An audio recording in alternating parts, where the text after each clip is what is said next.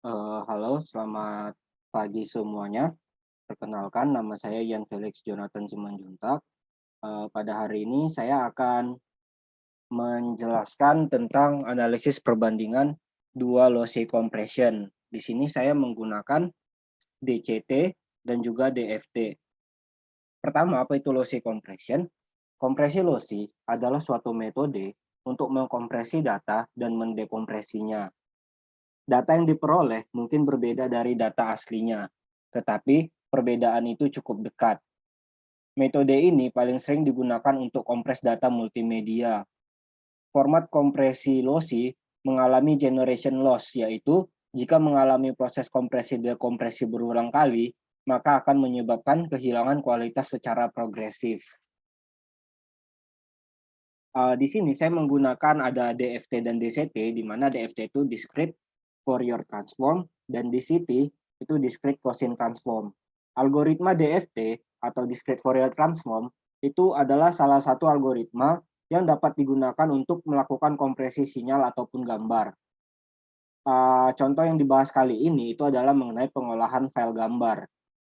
Algoritma ini sangat mirip dengan DCT, discrete Gaussian transform, di mana jika pada algoritma ini dibutuhkan dua fungsi sinus dan kosinus untuk menghitung angka kompleks, sedangkan pada algoritma DCT atau discrete Fourier transform hanya fungsi kosinus yang digunakan dalam perhitungan angka kompleks.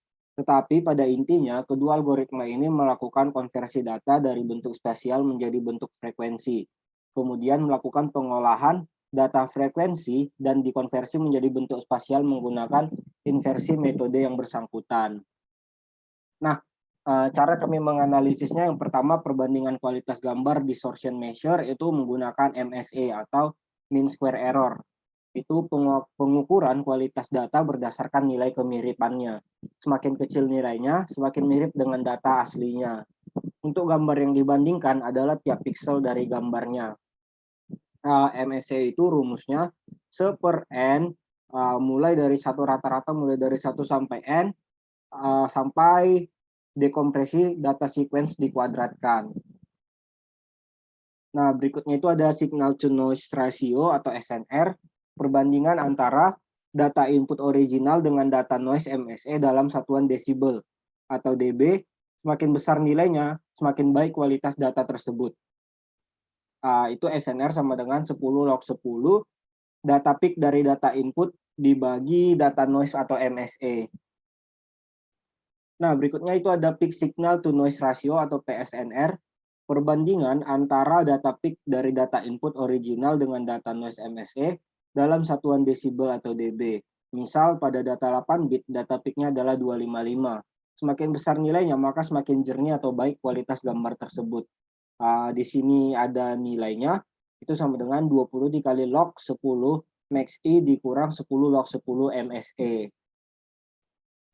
Nah, hasil implementasi yang saya lakukan, gambar originalnya itu yang berwarna, tapi karena dari menggunakan DCT, gambar yang ada itu saya convert dahulu ke skema warna grayscale.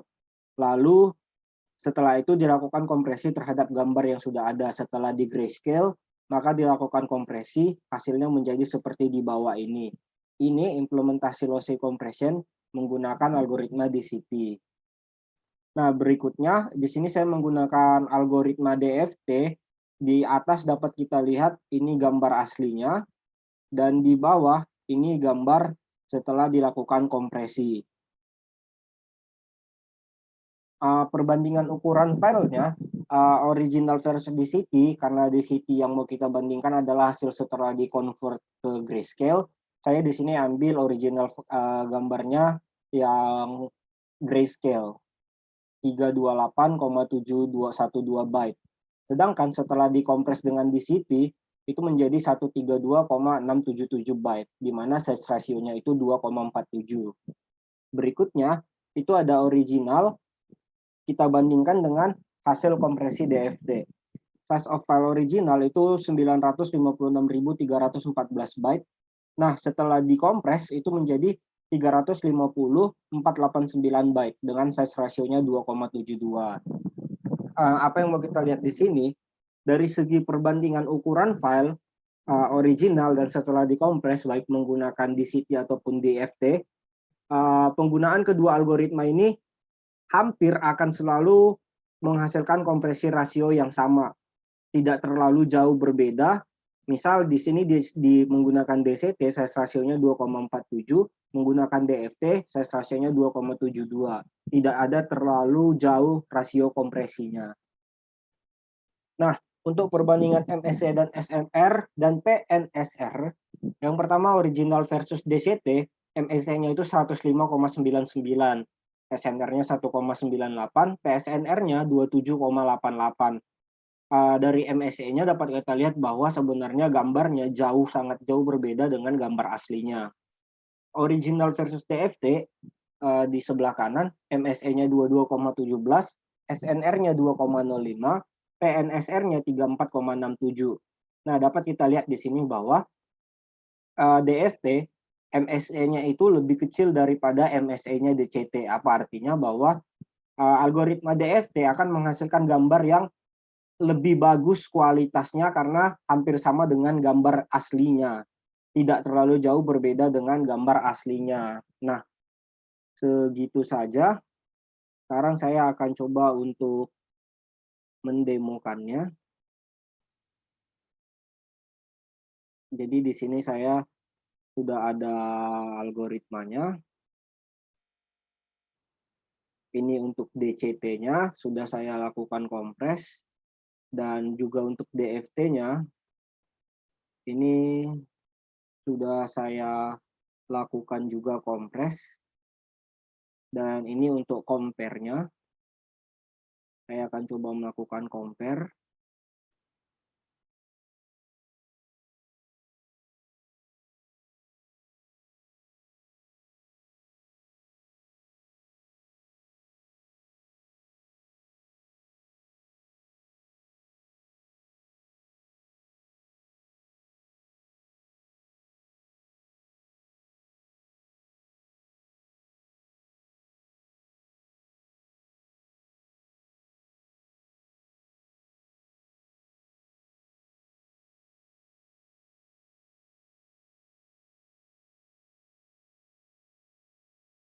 Ini dapat kita lihat untuk yang DFT MSE-nya 22,17, di mana artinya tidak terlalu jauh berbeda. Ini gambar asli dan ini gambar yang sudah dikompres. Untuk compare-nya itu selalu di-convert dulu ke grayscale. Nah, yang ini gambar setelah dikompres, dan ini gambar sebelum dikompres untuk algoritma DCT, di mana MSE-nya itu 105,99. Dapat kita lihat hasil kualitas kompresnya sangat jauh berbeda dengan gambar aslinya. Nah, sekian dulu dari presentasi saya pada hari ini. Mohon maaf jika ada kekurangan. Terima kasih.